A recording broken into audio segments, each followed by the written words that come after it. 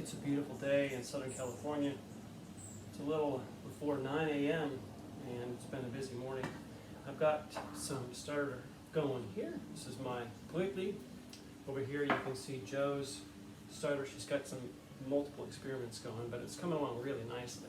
So this morning I'm planning to mix up a loaf of one of my more favorite combinations. I've got my my autolyse completed from last night, so it's ready to have the salt and sourdough starter mixed in, and I have here some Sauvignon. It's a Cabernet Sauvignon cheese. It's a really nice strong cheese that mixes really, really well with the sourdough flavor, and a little bit of rosemary. So I've got my rosemary chopped up pretty fine. It's so good when it's fresh from the garden. And I'd like to say that I have a measurement for the cheese and how much I put in, but usually I just kind of eyeball it. I like to have a fairly cheesy bread, so I'm going to take a nice chunk, start about right there, and that's probably all I'm going to need. I'm going to cut this up into some larger pieces.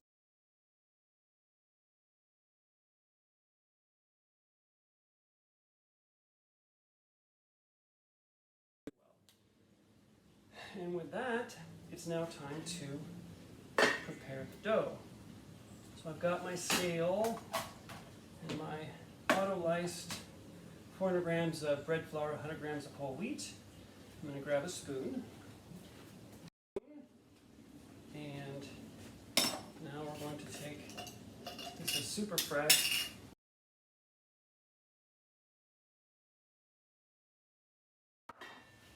Put my spoon away.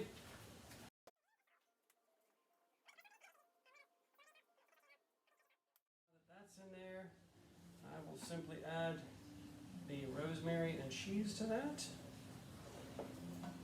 So I put it in all at once up front, and this has worked out really well for me.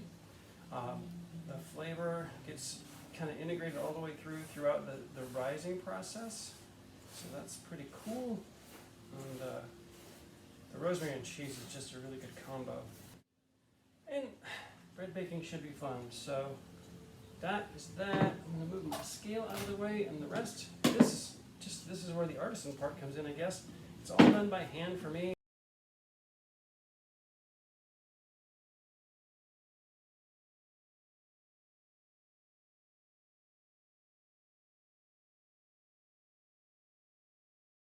Right there. So now you can see how it's all kind of come together. It's a lot smoother, and I'm going to let it sit. Okay, we're back now, ready for our first stretch and fold. The dough has relaxed a bit, so I'm going to reach in here and I'm just going to pull it out. I'm going to plop it down on my clean counter. I always have a clean counter. I've gotten kind of meticulous about making sure that I wipe my counter when I'm done using it for anything. So just plop it down, no flour. We're just going to use the counter to help us stretch. So we'll pull it away and stretch it over. And then we're going to go from the side and we're going to pull it away and stretch it over. And this is going to build dough strength or tension in our dough. Pull it, and you can see it's already starting to do that as I go this time. Pull it away, stretch it over, and then back this way. So once each direction, like that.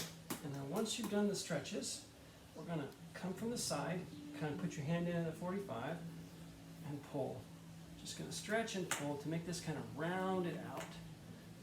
And you can see it starts to roll, and you'll turn more and more into a ball. And you'll start to see it stretch across the top as it pulls across the bottom. And I'm pushing in as well when I finish to kind of shape it into a ball. And with this particular loaf, there's bits of cheese flying everywhere because it's a crumbly cheese. And I just kind of pick them up and stick them back on there. I don't want to lose any of my cheese. And once I've got that tension started so that it's kind of pulling together and I can see it's kind of nice, I'm going to let it sit again. And so we repeat this process 2 more times. I forgot to mention that once I'm done with that stretch and fold, I just cover it back up with that same pot, and that sits over to help it keep from drying out, so that it's ready for the next stretch and fold in another 15 to 20 minutes. And here we are again. Time for stretch and fold number 2, and I'm probably just going to record this one and not the third one, mainly because it's the same thing over and over. But I did want to note one thing that will happen as you're doing the stretch and folds is that the dough will get tougher to stretch, which is what we want. We're developing that gluten network. So here goes round 2. We're going to pull it up from the counter and stretch and fold. Piece of cheese fell out. Oops. And we're going to stretch. Sometimes I'll hold that end so that it doesn't move on me and fold it on over. And we're going to stretch. We don't want to stretch it till it tears. We just want to stretch it till it starts to slide. It won't go any further. And then stretch and fold. And what I'm going to have sometimes is little breaks because the cheese will break through. It's got some corners on it. And that's not a big deal. It's still developing a really good gluten network, which is what we want to make that yummy bread consistency when it comes out of the oven tomorrow morning. So we're going to pull. Stay a lot smoother without chunks missing like that. So again, covering it to keep it from drying out. Just leaving them on the counter, no additional flour, just stretching and folding. We're going to let this now go back into the pot or whatever container you used to auto-lyse it in the beginning if it's big enough. If not, then just go back into a pot like that. And we're going to let that sit. What we're looking for now is for this to double in size. So we've got a pretty good dough ball and it's got to get bigger. So I'm going to cover that. Oh, welcome back, YouTubers. It's time for the first coil fold. So you can see the dough has pretty well spread out to cover the bottom of the pan, and it's growing. We've got some air bubbles in there. You'll see Joe and Rusty's Crusties passing through. She's getting ready to feed her starter, which looks and smells really nice. It's getting a good ferment to it. I'm doing a personally just whole wheat starter, but you can use both rye. Yeah, mine is mostly rye. I did sub in some whole wheat the other day. It's actually kind of good to mix it from time to time, I think, because it gives it a little different flavors. But here we go. I've pulled away the stuff from the edges, the dough from the edges, and I'm going to reach in on both sides and lift up toward the front and kind of pull it up so you can see it, and then fold it over itself. And then I'll go more to the middle and do that again, so it's coiling together. So you can see how it's raised up on this side. And I'm going to do the same from the opposite edge. I'm going to pull from the side closer and then from the middle. So I've got a nice big coil in the middle now. And then I'm going to lift from the side again, and usually I'll pick the whole thing up and fold it over on itself. So you have this nice little bun, if you will, all rolled together. And we'll probably have another 2 to 3 hours to wait before we are at the point where we can put the sucker in a banneton and get ready to bake it. So we'll do another coil fold, probably another hour or two once it gets flat. Hello friends, I'm back. We're going to do a final coil fold and get this sucker put into a banneton in a minute here. There's 2 different types of bannetons. There's a boule and so for putting it into the banneton, you need to both make sure that you have flour in your banneton so that it doesn't stick to the sides. It'll come out a lot easier that way. And so we get a nice little layer of flour in there. Some people will use their banneton to load up flour on the top so you get a complete white coating, because you can make some pretty neat designs. And then you're just going to put a light coating of flour here on my cooking surface so that it doesn't stick. This is the one time when I do put some flour on the cooking surface. So with that, you can see it's about doubled in size. And we're going to go around the edges like this and pull it on out. And there's different methods for shaping your dough to go into the banneton. So for this one, you'll want to watch kind of close. I try and get it into a little square. If I see any bubbles, I will try and part the surface a little bit to let those out. The big bubbles that you find now are the ones that will turn into large bubbles, really big holes. You don't want those. You want the smaller ones in your bread. So like here's one that's kind of shining through. So you're going to lift from the back, fold it over about halfway. From the right side, you're going to go over about 1/3, taking from the bottom. The left side, you go about 1/3. You kind of push that together and then take from the top right over and down to the bottom left, and the top left over and down to the bottom right. sticking any pieces of cheese that try and escape back in. Then I will spin it and kind of roll it together like this. Get my banneton up here ready to go. And it's going to go right inside like that. And you'll notice the bubbles all kind of come to the top. You can squish those out. And you're going to gently pinch the seam together. This is called stitching. And when you do that, it will actually pull it all together nice and neat so that you don't have a seam on your bread when you bake it. Unless you want a seam, in which case you can leave it. So once that's done, I'm going to kind of settle it in. Again, checking for any kind of large bubbles just to make sure they're not there. You can thump them with them too. And then once that's set, I like to grab a bench scraper, which I have right here close by, thankfully. And I'll just scrape that extra flour onto the top of the loaf so that when I bake it, it doesn't stick to my parchment paper as much.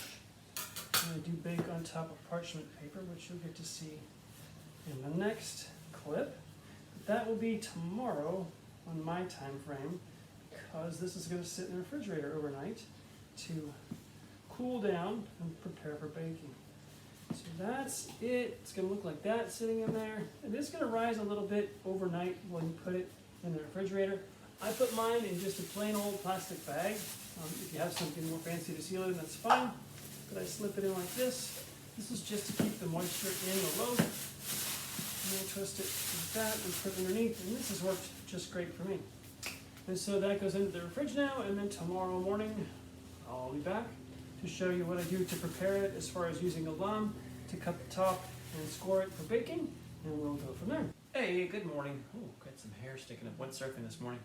I just wanted to show you guys what I used to bake my sourdough in, because I'm going to bake a loaf this morning. This is a Champion oven. It's basically designed, it's a cast iron designed for baking sourdough. And my mother and father got me this for Christmas last year, and it's totally awesome. So it's not cheap, but if you decide that you want to get serious with baking bread, this is a phenomenal way to bake bread. It keeps the moisture in when you're baking the first round and allows things to run. Okay, so we are almost ready to pop a loaf in the oven. It's a Cabernet Sauvignon cheese, and I have some wine salt as well. This is a Pinot Noir salt, so I don't know if I should combine my wines, but I think it'll be kind of fun. It'll be pretty at least. And so I'm going to get the loaf, put it on my pre-prepared, parchment paper. I've got some water to spray on it to make sure that it's moist when it goes in the oven. And I will be back with a loaf in just a second. So here's the loaf from yesterday. You can see it rose a little bit more in the fridge, so it's full up all the way. I'm going to put my parchment paper on top. Flip this over like this so that I can pull it out of the banneton. It's sticking. I maybe need to use a little more flour. There it goes. So that comes out like that. And you can see the nice pattern that banneton without a cloth in it leaves. And next you're going to just put some design in it. You don't have to do design. I like to do designs. So I like to do a little wheat leaf on the top. Just some light cuts in with my lame. This is a lame if you don't know what that is. It's just basically a sharp knife or razor blade that you can use. And then you need to cut a nice, deep cross section so that the oven, or so that the loaf can rise. You get a nice ear that way. So now that that's done, I'll grab my handy dandy mitts. The oven is preheated to 500 degrees with the cast iron baking tool. You can use a Dutch oven in there, that's fine.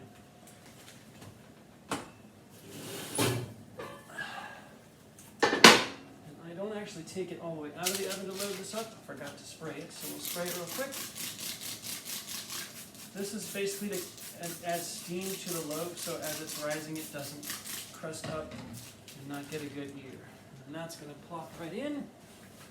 And then you put the gloves back on. And in it goes. We're almost halfway through. 20 minutes is almost done at 470. The timer's going to go off, and when it goes off, I'm going to pull out and take the top off. A little tip that I have for you when you're baking, the bannetons do absorb moisture. So I put mine on that vent so that it gets dried out, so it doesn't build up any mold or mildew. We're kind of moist down here by the ocean, so you don't want that to happen. And now timer's done. I'm going to stop my timer. I'm going to set the lower oven to 420 because that's what it's going to go back in at. And we're going to pull this back. And there you go. That's what it's looking like so far. Looks really nice. I like to give it a bit of rotation to make sure it bakes on both sides. And back in we go. And I'm going to set my timer for 20 minutes at 420. And now we let it bake again. So we are almost out of the oven. I'm a little excited. I've got this set a little lower. I need to work on my camera angles. The timer's going off. So we are going to pull out this loaf. I don't know if you guys caught it, but when I was preparing to put the loaf in, I forgot to put the salt on the top. So I did not end up mixing my wines, which is probably a good thing. So there's what we got. And we're going to gently pick that up and set it over here on this so it can cool. And there is a loaf of sourdough bread. The sun's coming in really nice. It's kind of a glare, so I don't know if you can see it really good. I may have to put it up here a little closer. Can you smell that? It's going to be delicious. It's got a beautiful ear. Might be a little warmer cooked than I needed. So it's got a pretty good crust on it. Normally I won't cook it that dark, but it's going to be good. Okay, so I'm back, and now we are going to do the reveal. Just kidding, we're going to see how this cuts, and I'm actually going to have a piece or two as a little snack. I'm going to start from the end, although I like to cut in the middle so you can see how good the ear is, but I'm going to start from the end because I don't want to use up the whole loaf just to cut it up. So there's one piece, and another. Oh, I forgot. I actually put rosemary in these too. It smells really, really good. So I'm going to have two pieces. I'm going to take a look, and hopefully you can see the crumb is really nice. And I've got some really good crusty ear, and there's little chunks of cheese in there, and the rosemary is going to be delicious. Thanks for watching.